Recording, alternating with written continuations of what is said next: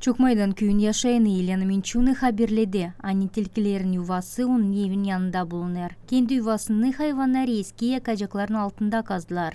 Елена çok sıra komşularına bu problemayla vardı danıştı. Так как пустует много домов, то люди умерли, то уехали. O yüzden hani çok ev boş kaldı da kimse onlarda yaşamır. Tilkiler korkusuz o yerlerde gezerler hem yedinerler. Öldürme onları bizim hakkımız yok. Lazım bir şey düşünmek ki yaşama tayin olsun. Надо что-то предпринять, чтобы освободить жизнь людей. Ben bütün gün kapının yanında bulunurum. Çıkma korkarım. Kuş da büyüdemiyorum. К сожалению, нет. Başka yaşayanlar anlattılar. Hani vardı tilkileri gördüler. Hayvanlar kendilerine rahat götürerdiler. Этим делом я не занимался. Очень спокойно. Gördüm tilkileri rahat kendilerini götürerler. Bize bir şey yapmırlar. Önemli pilçlere dokunmasınlar.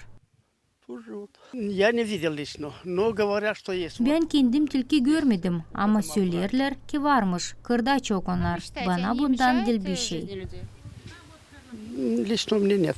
Çokmaydanın yaşayanı Nadежда Yanioğlu nişanlar. Tilkiler Dilsadi onun avında yaşarlar. Onlar rahatsız ederler bütün köyü.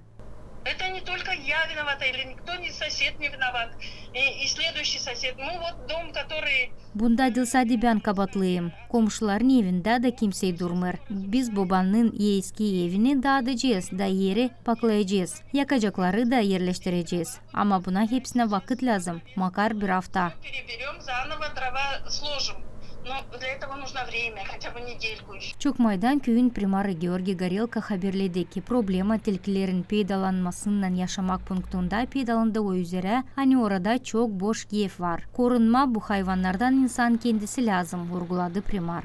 Домовладелец, который имеет сталкивается с этой проблемой, должен Her bir çorbacı lazım korunsun ki tilkiler girmesinler ona. Buna girer hem kaliteli sarayda, avlularda ki kendi tavuklarını koruma. Ta iyi bu hayvanları tutma, sonra da onları daha yakol verme. И, конечно, желательно проводить эту борьбу гуманными способами. То есть устраивать ловушки. Затем с этих ловушек их вытаскивать и отпускать, может быть, в дикую природу. Georgi Горелка nişanladı ki o ANSA kurumuna da vardı danıştı. Nerede yardım etmeye adadılar. Veterinar, sanitar uğrunda gözetmek kurumunda paylaştılar. Tilkilerin zedelenmesi bağlı onunla ki onların patlanması zap edilir. Böyle karar için yerli kuvvetler cevaplı kurumlara lazım danışsınlar. Paylaştı veterinar sanitar uğrunda gözetmek kurumun başı Valerий Ивасенко. Местная публичная власть должна организовать каким-то образом, выйти с письмом на... Yerli kuvvetler lazım bize danışmak yazsınlar ki tilkileri lazım patlatma. Bu işe mahsus kararı kabul etmeye. Niçin ki bu dil bizim kompetensiyamız. И скотину домашнюю, и могут заболеть и люди. Они должны получить разрешение на отстрел вот этих лис, раз их там очень много развелось.